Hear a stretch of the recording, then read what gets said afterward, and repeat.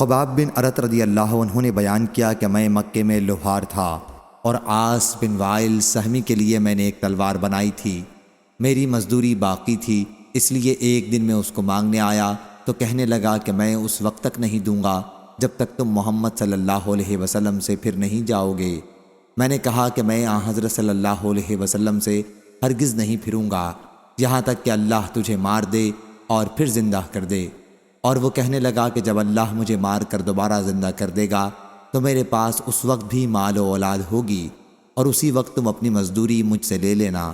اس پر اللہ تعالیٰ نے یہ آیت نازل کی، افرائیت الذی کفر بآیاتنا وقال لأوتین مالا وولدا اطلع الغیب ام اتخذ عند الرحمن عہدا۔ بھلا تو نے اس شخص کو بھی دیکھا جو ہماری آیتوں کا انکار کرتا ہے اور کہتا ہے کہ مجھے تو مال و اولاد مل کر رہیں گے، تو کیا یہ غیب پر مطلع ہو گیا ہے یا اس نے خدائے رحمان سے کوئی وعدہ لے لیا ہے؟ عہد کا معنی مضبوط اقرار۔ عبید اللہ اشجعی نے بھی اس حدیث کو سفیان ثوری سے روایت کیا ہے، لیکن اس میں تلوار بنانے کا ذکر نہیں ہے، نہ عہد کی تفسیر مذکور ہے۔ صحیح بخاری حدیث نمبر 4733۔